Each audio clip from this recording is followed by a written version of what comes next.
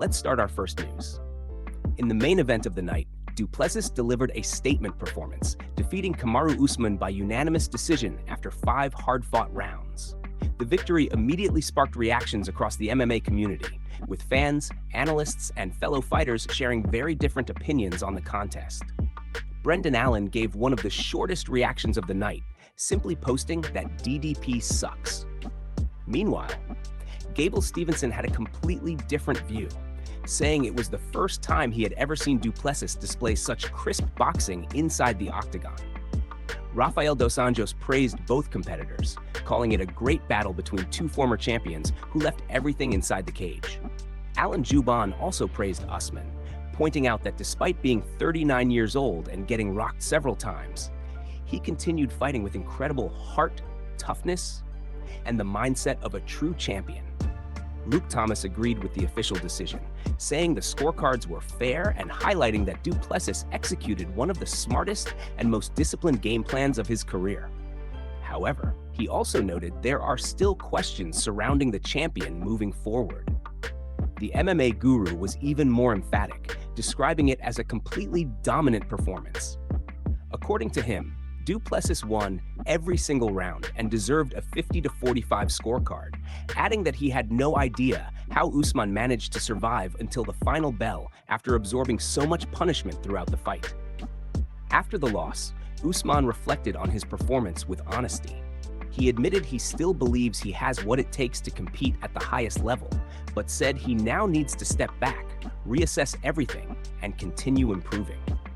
Usman also expressed disappointment, because he felt he had not represented his coaches, training partners, and gym the way he wanted, despite putting in the work every single day. He finished by saying that wherever the next opportunity presents itself, that is exactly where he will go. Move on to another news. Dana White had a brutally honest moment during the Zuffa boxing press conference, and it quickly became one of the most talked about exchanges of the night. As the media session was underway, reporters lined up to ask questions about the promotion's upcoming event at Madison Square Garden in New York City. While many expected discussion about the fights, the fighters, and the future of Zuffa boxing, one reporter decided to ask something completely different. The reporter questioned Dana White about whether New York City Mayor Zohran Mamdani would be invited to or expected to attend the upcoming event. Instead of giving a long response, Dana looked completely unimpressed by the question. He calmly replied that he had absolutely no idea whether the mayor would be there. However, the exchange did not end there. Dana immediately followed up with a sarcastic remark that had everyone in the room reacting. Looking directly at the reporter, he pointed out that the reporter had stood in line and waited for the opportunity to ask that question. His frustration was obvious, and the room quickly filled with laughter as the awkward moment unfolded. Dana then took things one step further by addressing the rest of the media in attendance. Clearly irritated, he asked if anyone in the line had an actual question, making it clear that he wanted to focus on topics directly related to the event, the promotion, and the fighters rather than political speculation. The brief exchange instantly spread across social media, with fans sharing clips of Dana's reaction and debating whether the reporter's question was appropriate for the press conference. Some viewers found Dana's response hilarious and appreciated his blunt honesty, while others believed every question deserves an answer during an open media session. Regardless of where people stood, the moment once again highlighted Dana White's reputation for delivering unscripted, direct, and unforgettable responses whenever he feels a question misses the mark. Move on to another news. Ben Askren's emotional wrestling comeback ended in heartbreaking fashion at RAF 11 as he suffered a 6-3 defeat against Belal Muhammad in what turned out to be the final match of his legendary wrestling career. The contest was full of drama from start to finish. Askren looked sharp early and built a 3-0 lead heading into the final period, putting himself in a strong position to complete an unforgettable return. However, Belal refused to back down. He rallied in the closing moments, scoring 6 unanswered points to complete an incredible comeback and secure the victory. Despite the loss, the result quickly became secondary as the crowd focused on Askren's emotional farewell.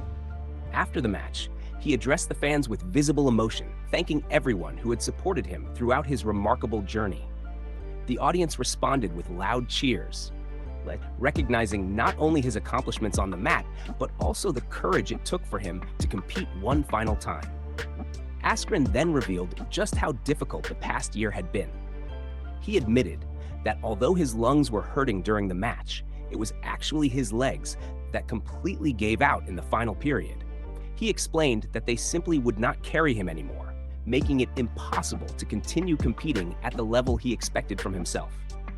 Even so, he accepted the outcome with humility and confirmed that this was officially the last time he would ever step onto the wrestling mat as a competitor. He went on to share the deeply personal struggles he had endured away from competition. Askren said the past year had been the hardest period of his life. There were moments when he could not feed himself, could not stand on his own, and could not even go to the bathroom without assistance. Those experiences completely changed his perspective on life and made every opportunity feel like a blessing. Every single morning, he said, he woke up and thanked God for giving him another chance to live and to compete one more time. He promised that he would make the most of every day, treat people with kindness, continue working as hard as possible, and do everything he could to make a positive difference in the world. His heartfelt speech touched everyone in attendance, turning what began as a disappointing loss into a powerful celebration of resilience, gratitude, and perseverance. Although Ben Askren walked away without the victory, he left the mat with something far greater: the respect, admiration, and appreciation of fans who witnessed not just an athlete's final match, but the inspiring conclusion of an extraordinary career. Move on to another news. Colby Covington added another accomplishment to his resume at RAF 11, defeating Usman by a score of 5-3 to become the first ever RAF Cruiserweight crossover champion. It was a major result, not only because Colby captured the inaugural title, but also because he handed Usman his first defeat ever under the RAF banner. The highly anticipated matchup lived up to expectations, with both competitors displaying impressive wrestling skills throughout the contest. From the opening exchange, the pace was intense as both athletes battled for position and looked for opportunities to score. Usman showed why he had built such a dominant reputation in RAF, but Colby remained composed and executed his strategy effectively. As the match progressed, Colby continued to capitalize on key moments, eventually building enough of an advantage to secure the 5-3 victory. When the final whistle sounded, the crowd erupted as the official announcement confirmed Colby as the winner and crowned him the first ever real American freestyle cruiserweight crossover champion. It marked another significant milestone in his combat sports career and gave him a championship that could lead to even bigger crossover opportunities in the future. The result immediately sparked reactions across the combat sports community. One of the first notable responses came from Bo Nickel, who admitted that Colby actually looked pretty good against Usman. While giving Colby credit for the performance, Bo also made it clear that he believes there are levels to the competition. Bo then turned his attention toward the newly won championship, confidently calling for a future showdown with Colby. He claimed that if fans truly wanted to witness an absolute massacre, they should book him against Colby for the RAF crossover title. According to Bo, winning that championship would be easy work, making it clear that he has no doubts about how that matchup would play out. His comments quickly generated discussion among fans, with many debating whether Colby could successfully defend the title against someone with Bo's elite wrestling credentials. Others praised Colby for proving his doubters wrong by defeating a previously undefeated Usman and capturing the historic championship. Regardless of what comes next, Colby's victory over Usman will be remembered as one of the biggest moments of RAF 11.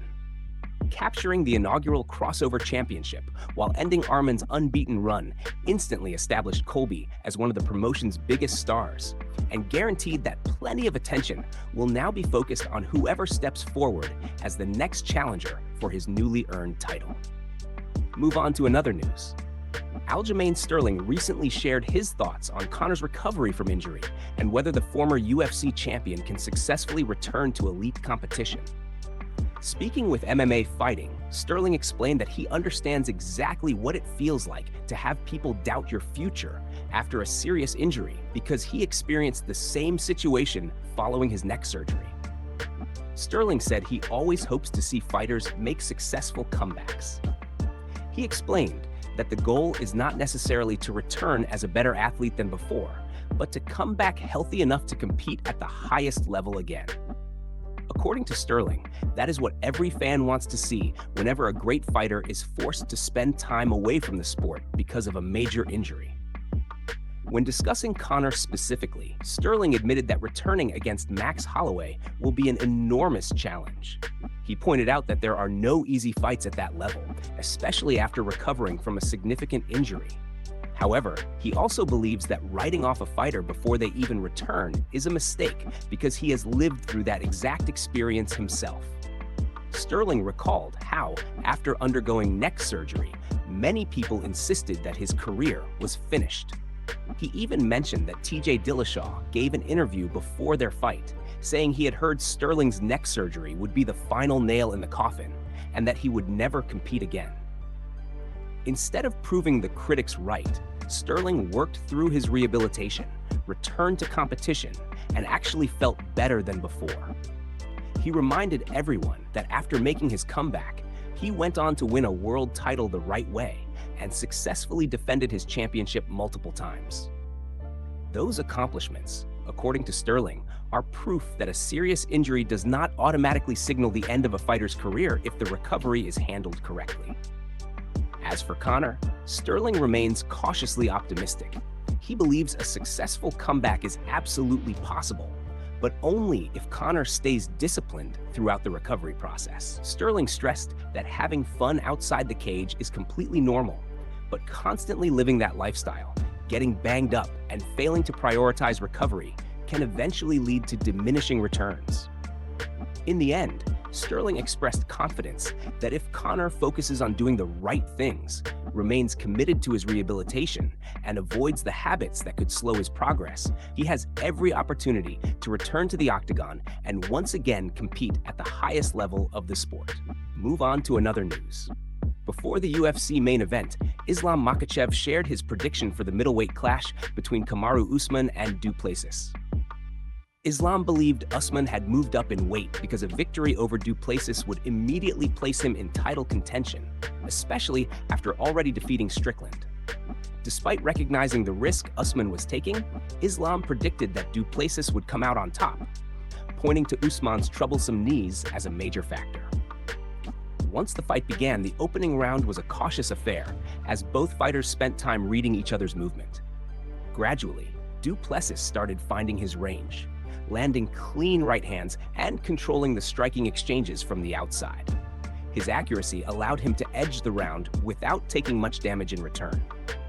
The second round was where the momentum shifted even further. Du Plessis landed a brutal knee that visibly rocked Usman before continuing to pressure him with accurate strikes from distance. During one exchange, Usman tried to stop the action, claiming he had been poked in the eye. However, the referee allowed the fight to continue, and Du Plessis immediately resumed his offensive attack. Round 3 followed a similar pattern. Usman attempted multiple takedowns, hoping to change the momentum, but Du Plessis defended every attempt while continuing to outstrike him. In the fourth round, another powerful kick stunned Usman, although he showed incredible heart by surviving the barrage. Near the end of the round, Usman finally landed one of his best punches of the fight. The fifth round included more controversy, as Usman argued that one of Du Plessis' kicks landed below the belt. The referee saw nothing worthy of stopping the contest, and after the action resumed, Du Plessis landed another devastating kick that wobbled Usman once again. The judges ultimately awarded Du Plessis a clear unanimous decision victory. After the fight, reactions poured in across the MMA community. While some praised Du Plessis for a dominant performance, others applauded Usman's toughness for lasting all 5 rounds despite repeatedly being hurt. Dana White also provided an update on Conor's injury, revealing that it involves his ACL and confirming that his knee is seriously messed up. Move on to another news. A new women's bantamweight matchup has reportedly been added to the UFC Fight Night card scheduled for September 26th in Las Vegas. According to Gaston Reno, Ailin Perez is set to face Norma Dumont in what could become one of the most important fights in the 135-pound division this year. With both fighters sitting near the top of the rankings, the outcome could have a major impact on the title picture. Perez enters the contest with tremendous momentum after putting together an impressive 6-fight winning streak. Over the past few years, she has steadily climbed the bantamweight rankings by delivering consistent performances against tough competition. Her most recent appearance came in February when she earned a unanimous decision victory over Macy Chiasson. That win further strengthened her position as one of the division's fastest rising contenders and proved she belongs among the elite. On the other side, Dumont will be looking to bounce back after suffering a unanimous decision loss to Jocelyn Edwards in April. That defeat ended her own impressive 6-fight winning streak and temporarily slowed her climb toward a championship opportunity. Before that setback, Dumont had established herself as one of the most consistent fighters in the division, with disciplined performances and well-rounded skills. This matchup is considered especially important because of where both women currently stand in the rankings. Perez is ranked number 4 by the media, while Dumont holds the number 2 position. A victory for Perez could move her one step closer to a title shot, while a win for Dumont would immediately put her back into serious championship contention after her recent defeat. Stylistically, the fight promises to be highly competitive, with both athletes known for their durability, conditioning, and ability to perform over 3 rounds. Neither fighter can afford a setback at this stage of their career, making this a high-stakes contest with significant implications for the future of the women's bantamweight division. With both contenders eager to prove they belong at the very top of the weight class, fans can expect an intense battle when they meet inside the octagon on September 26th in Las Vegas.